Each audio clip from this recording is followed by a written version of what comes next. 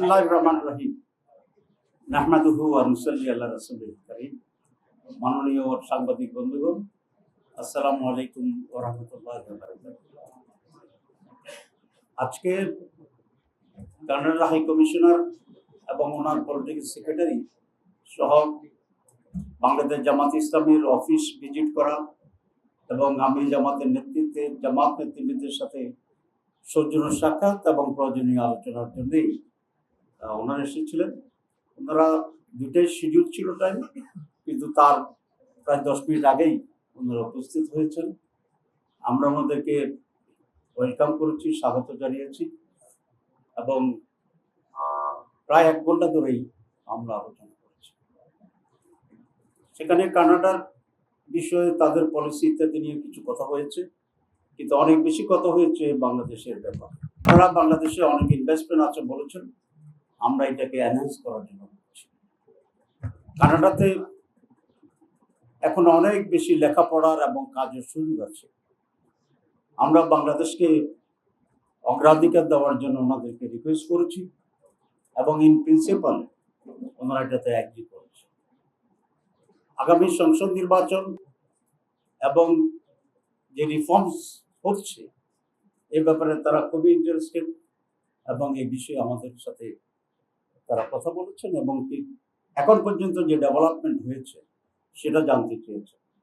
আমরা বলেছি আমাদের ঐকমত্য কমিশনের নেতৃত্বে প্রায় 30টি মতো রাজনৈতিক দল বিভিন্ন মত এবং পথে আমরা যৌথভাবে এখন আলোচনা করছি এবং কয়েকটি বিষয়ে সেখানে মোটামুটিভাবে অগ্রাধিকার পাচ্ছে এবং অগ্রগতিও হয়েছে।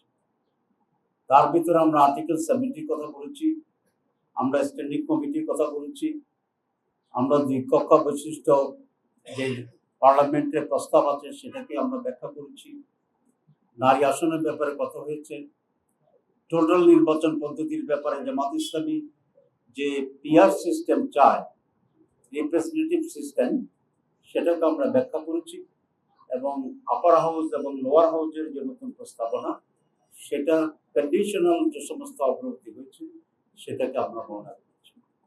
আমরা বলেছি একটা বেসিক চেঞ্জ এখানে বাংলাদেশে দরকার, যেটা পাওয়ারকে ব্যালেন্স করবে এবং কোনো একজন ব্যক্তিকে এখানে একনায়ক অথবা ফ্যাসিস্ট অথবা ডিক্টেটর হওয়ার মতো সেই পজিশনে না যায়। সেটাকে আমরা বলেছি the tenure and the period of prime minister, এবং সেক্ষেত্রে 10 বছরের যে বিষয়টি আসছে যেখানে প্রায় একটি প্রধান দল ছাড়া উল্লেখযোগ্য সকলে আমরা একমত হয়েছি।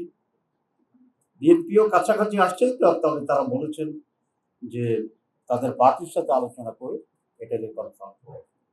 আমরা এই ডেভেলপমেন্টও ওনার সাথে জানিয়েছি। আমরা আরেকটি কথা বলেছি যে বাংলাদেশে আজকের পরিস্থিতির যে প্রধান কারণ সেটা হচ্ছে ভোটারবিহীন নির্বাচন, জবরদখলের নির্বাচন। 3টি নির্বাচনেই বাংলাদেশের গত 3টি নির্বাচনই ছিল এরকম, এবং যার কারণে সংকট এমনভাবে গণ্যভূত হয়েছে যে একটি সরকারের শুধু পরিবর্তনই হয়নি, বিদায় হয়নি, দেশ ত্যাগ করার মতো একটি পর্যায়ে চলে গিয়েছে। আমরা এই ধরনের পরিস্থিতির কোনো রিপিটেশন চাই না, আর আসল বাংলাদেশে চাই না, এটা আমরা স্পষ্ট বলেছি। আমরা একটা ফেয়ার, ফ্রি, পার্টিসিপেটরি নির্বাচন চাই, যার মাধ্যমে দেশে একটা স্থিতিশীলতা আসবে এবং একটি সুস্থ রাজনীতি ফিরে আসবে।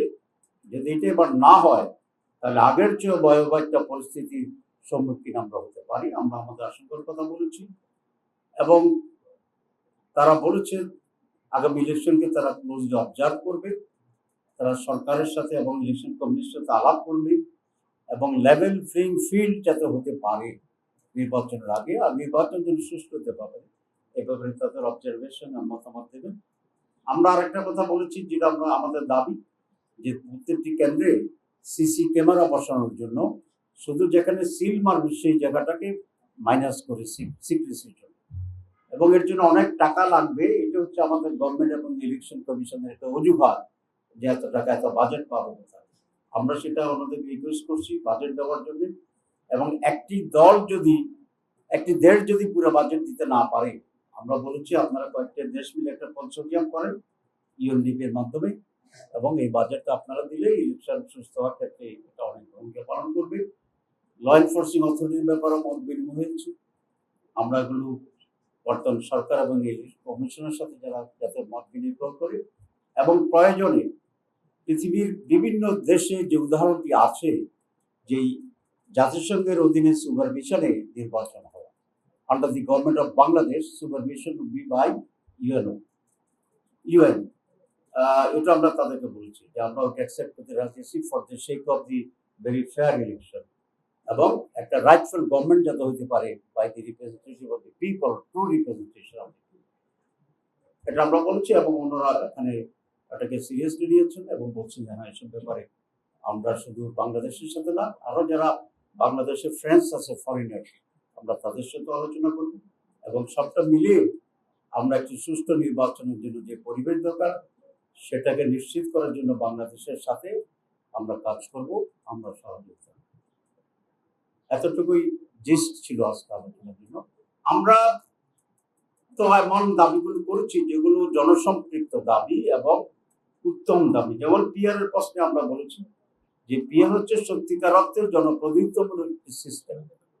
কনস্টিটিউন্সি যদি হয় তাহলে একজন 55% পেল, একজন 49% পেল।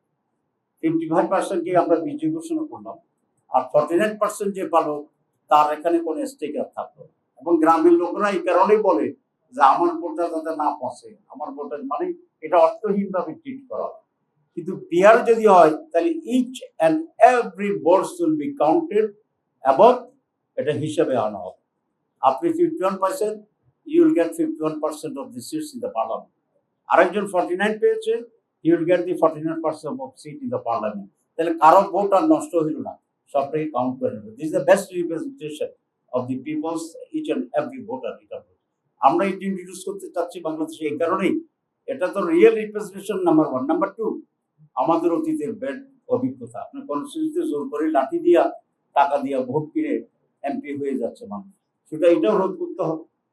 এই রোধ করতে পারবে তখন যখন একজন লোক দেখবে যে এখানে তার এমপি হওয়ার সুযোগ নেই, সুতরাং সে লাঠি ছোট কম ব্যবহার করবে, টাকাও কম ব্যবহার করবে। সুতরাং মানি এবং মাসেল, এটাকে রোধ করার জন্য PR is the best process. এখন আপনার যে প্রশ্নে আসে তখন জামাত কি করবে, আমরা এই সমস্ত মৌলিক বিষয়ে যদি ঐক্যমত্য কমিশনে একমত হওয়া না যায়, তখন আমাদের প্রস্তাব হচ্ছে এগুলোকে গণভোটে দেওয়ার জন্য। কারণ জনগণই মূল সিদ্ধান্তকারী। বলি ধরেন 10 জনে বললো ইয়েস, একজন বলছে নো, তাহলে আপনি কি করবেন? নিয়ম অনুসারে তো ইয়েসটাই পাস হয়ে যাওয়া উচিত, কিন্তু ঐক্যমত্যের যে অ্যাটিটিউড, তারা সবাইকে এক করে কনসেনসাস হলে মাত্র রেজাল্ট করতে চায়। This is not a very proper policy. তো যদি সেক্ষেত্রেও একটা পার্থক্য রয়ে যায়, আমরা গণভোটের আয়োজনের জন্য আমরা প্রস্তাব করেছি। লেট দি পিপল ডিসাইড, তারা কি চায়। প্রধান উপদেষ্টা যেটা বলেছেন সেটা উনি পরে ব্যাখ্যা দিচ্ছেন যে কথাটা সাংবাদিক বলছিল যে আপনি আবার কি থাকবেন কিনা 5 বছর, সেই জন্য গণভোটে যাবেন কিনা। উনি ওই গণভোটকে নাকচ করেছেন, কিন্তু এখানকারটা নাকচ করে নাই। সবাইকে ধন্যবাদ।